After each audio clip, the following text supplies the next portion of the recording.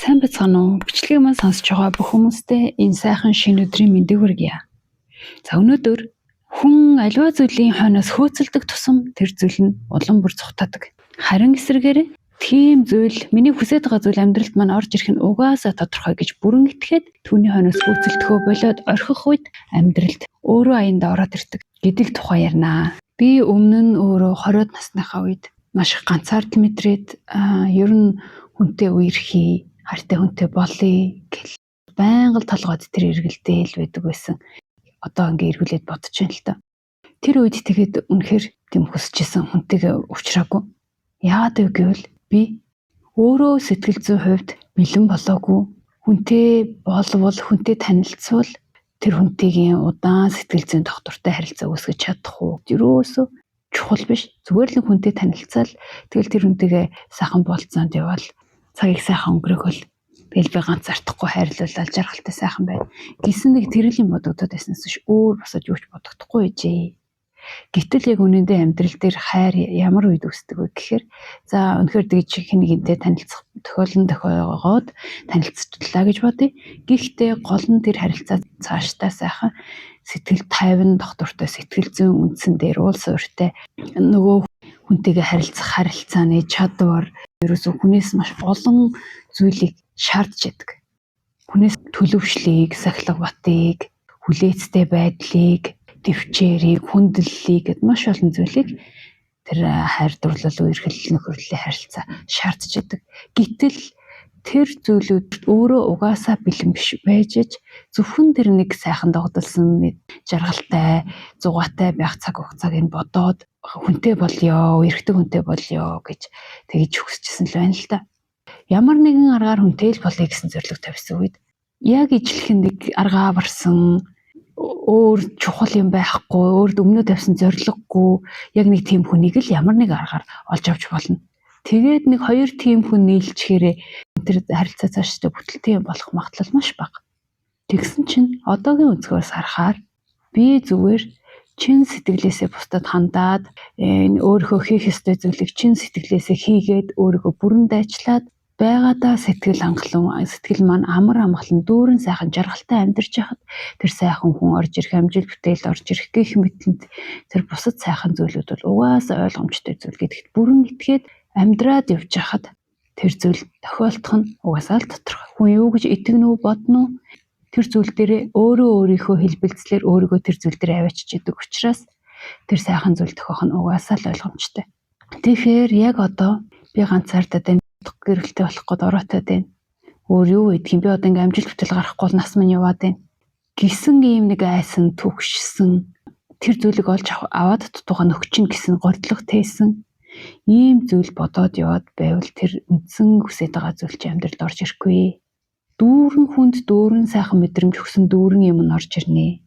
Дутуу дулмаг нөхөд авчих юмсан гэсэн бодолтой хор явах юм бол яг л ижлэх юм дээр очиж тааралдан ижлэхэн юм очиж татна уулзна. Тэгээл ижлэхэн мэдрэмж аваад ихээ үедээ сайхан байж байгаа л энэ хүн тийм байна, ийм юм байна гэл буцаал салах сарнах дээрээ тулна. Яагаад вэ гэхээр тэр хүн миний дутууг дүүргээд өгчнөө гэсэн өөрөө ч мэдээгүй тэндал тухамсарт нь гордлого байсан.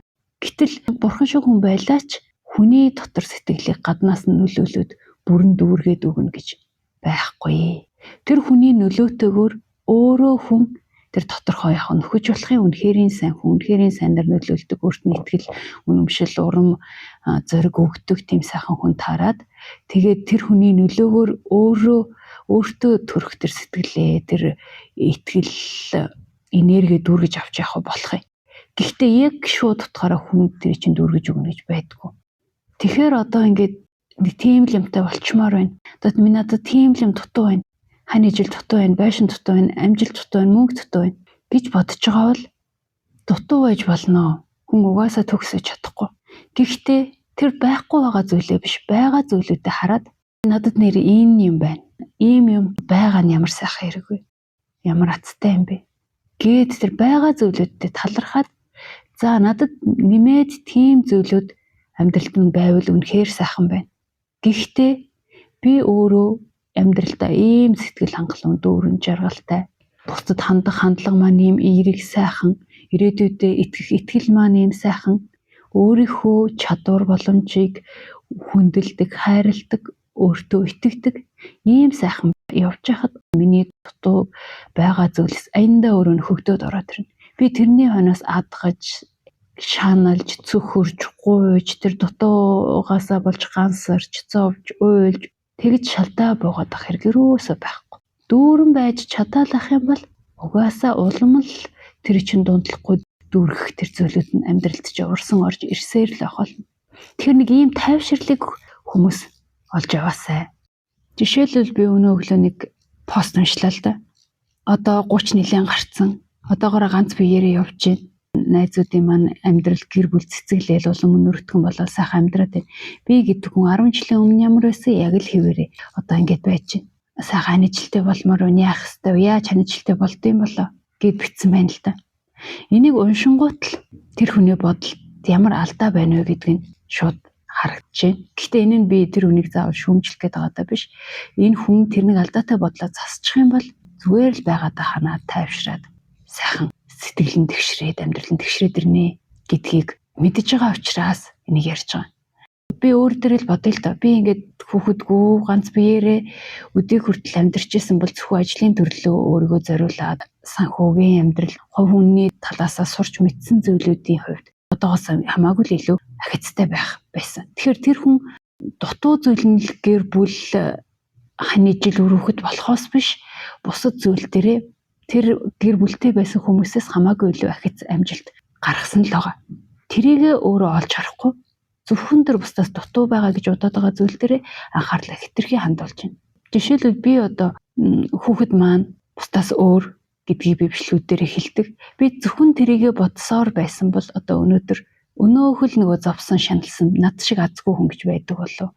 Над шиг ингэж амьдрал тэгшэрлээ өрөөхтэй боллоо. Одоо сайхан амьдралаа гэсэн чинь хүүхэд маань өөрөөсөн ямар азгүй юм бэ, хувгүй юм бэ, эрүүл сайхан хүүхдтэй байсан ч болоосаа гэл гаслал, гансраал, зовоол байж хасан байх. Тэгэхээр зүгээр харах өнцгөө өөрчилснөөр миний хүүхэд гүгээд явж байгаа нь ямар том аз вэ.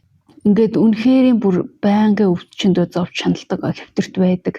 Тэгэл тэр хүүхдээ харж би бас давхаж ингэж сэтгэлээрээ зовдөг. Тийм байсан бол ямар хэцүү байх вэ? Тэгсэн чинь өөрхөн гүгээд явж байна.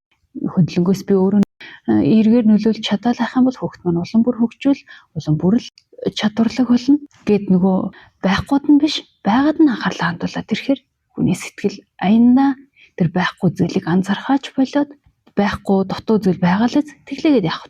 Надад байгаа талархмаар, баярламар зүйл асар их байна гэдгийг олоод хараад ирэхээр юмны хойноос цөхөрч чаналхаа болно. Хүн ер нь байгаадаа ханаад ирэхээр л сэтгэл тайвширнаа. Тэрнээсгүй бол одоо энэ амьдрал дутуу юм зөндөө биштэй дутууга хараал явал барагдахгүй. Энэ амьдрал дээр ямар хийд баялаг байна, хүмүүс ямар их юмыг хийж бүтээж сурч чадчихээн, хүмүүс ямар өндөрт гарч чадчихээн. Тэр болгоныг бодоол өөрөө дутуу дулмиг байгааг өдөр бүр анзаараад тэрийг өөртөө сануулаад зовоол шаналал байвал хүн тэгэл яваал юм. Тэгж явах уу? Эсвэл зүгээр байгаадаа ханаад гэдг нь зүгээр хичээхэ болно гэсэн үг шүү дээ. Зүгээр байгаа зүйлүүдтэй талархаад одоо надад амьдралд маань энээс илүү сайхан зүйлүүд нэмээд орж ирэх нь тодорхой гэдэгт бүрэн итгээд нэг тийм сайхан тайвширсан, амьдралдаа талархсан, учирсан, уулцсан, эргэн тойрондоо байгаа бүх зүйлдээ талархсан тийм сэтгэлийг хүн дотроо бүрдүүлж чадсан тэр цагт жинхэнэ утгаараа хүн өөрийгөө олдог, амьдралаа олдог, амьдралын аз жаргалаа олдог, утга учраа олдог. Тэр утга учрыг өөрийнхөө амьдралд бий болгоод бүрэн дүүрэн сайхан жаргалтайгаар амьдралаа мэдрээд чадлынхаа хэрээр бусдад тэр сайн сайхнаа түгээгээд чадлынхаа хэрээр сайн сайхнаар бусдаа нөлөөлөөд ингээд сэтгэл хангалуун утга учиртай амьдрах л бидний амьдралд ирсэн гол зорилго юм шиг. За ингээд өнөөдрийнхөө бичлэгийг нүргээ төгсгөе. Бичлэгийг маань сонссон бүх хүмүүстээ талархлаа. Тэр сэтгэлээ дүүргэх, аз жаргалаа олох гэдэг зүйлийг хүн бүхэн мэдрээсэй. Хүн бүхэн дүүрэн сайхан, юунаас ч айхгүй, юу ч тулгарсан даваад гарна гэсэн бүрэн итгэлтэй, өөртөө итгэлтэй хүмүүст амьдралд ирээдүй бүх зүйлийг гэрэл гээтэй сайхнаар харж тэр нэг аз жаргал бүрэн дүүрэн мэдрэмжийг өдөр бүр цаг хорон мөч бүхэн мэдэрч байх болтугай. Дараагийн бичлэгээр уулзтлаа. Түр баяртай.